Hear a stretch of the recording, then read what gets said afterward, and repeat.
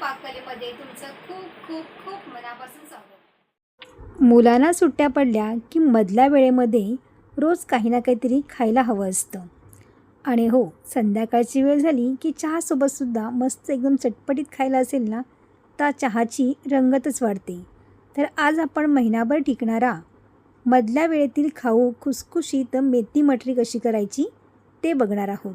करायला अगदी सोपी आणि खायला तितकीच जास्त टेस्टी। चला मग जास्तीचा वेळ न दवडता आपण लगेच रेसिपीला सुरुवात करूया।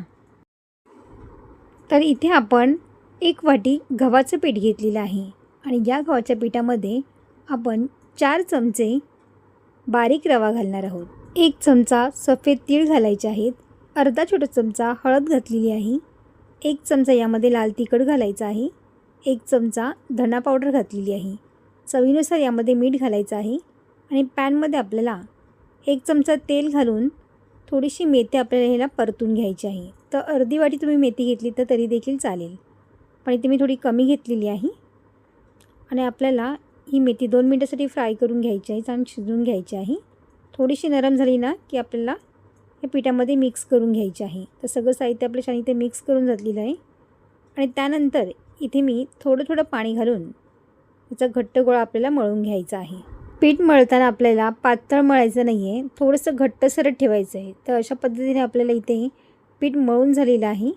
थोडंसं तेलाचा हात लावला तरी देखील चालेल। आता छोटे छोटे गोळे आपले इथे तयार करून घ्यायचे आहे, म्हणजे मटरी बनवायला अगदी फटाफट आपली मटरी बनवता येतील।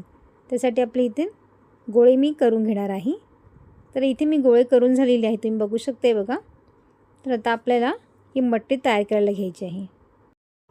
तर सुकं पीठ न वापरता आपल्याला ही मटरी अशा पद्धतीने पातळ अशी लाटायची आहे आणि त्यावरती आपल्याला काटा चमचाने अशी छेद करून घ्यायचं बघा, म्हणजे मटरी आपली फुगणार नाही आणि छान अशी क्रिस्पी तयार होते। आणि ही मटरी तुम्हाला जास्त खुसखुशीत हवी असेल ना तर तुम्ही यामध्ये तूप घातलं ना तरी देखील चालेल, पण इथे मी तेलाचा वापर केलेला आहे। पण तेल मी भाजी जेव्हा आपण फ्राय केली ना, थोडीशी शिजवून घेतली ना, त्यावेळेस आपण 1 चमचा तेल घातलं होतं, तितकं तेल इथे पुरेसं आहे। जर तुम्हाला छान खुसखुशीत मटरी हवी असेल तर तुम्ही 1 चमचा ना पिठामध्ये तूप घालायचं आहे आणि ते पीठ मळून घ्यायचं आहे।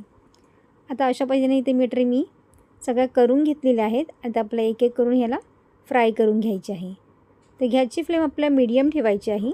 मीडियम गॅसवरती मटरी छान क्रिस्पी होईपर्यंत आपण ह्याला तळून घेणार आहोत। गॅसची फ्लेम जर तुम्ही फास्ट केलीत ना ती करपली जाईल आणि आतून ती कच्ची राहू शकते आणि ती खुसखुशीतसुद्धा होणार नाही। त्यासाठी आपल्याला मीडियम गॅसवरती छान अशी ही फ्राय करून घ्यायची आहे। मटरीवरती काटा चमच्याने आपण छेद करून घेतल्यामुळे ही मटरी फुलल्या जात नाही, म्हणजे फुगत नाही आणि त्यामुळे ही मटरी छान अशी क्रिस्पी बनते। त्यासाठीच आपण काटा चमच्याचा इथे वापर केलेला आहे। आणि मटरी वळतानासुद्धा अगदी पातळ वळायचे, जाडसर ठेवायची नाही। जाडसर ठेवली तर ती मटरी नरम पडू शकते। आता मटरी इथे आपण काढून घेऊया, त्याचा कलरसुद्धा बघा काय मस्त आलेला आहे बघा। आता आपल्याला बाकीचेसुद्धा अशाच पद्धतीने इथे फ्राय करून घ्यायचे आहेत। छोट्या मोठ्या भुकेसाठी किंवा संध्याकाळच्या चहासोबत खाण्यासाठी उत्तम पर्याय आहे आणि मुलांना देखील अशा मटरे करून दिलीत ना तर मुलांना देखील खूप आवडतात।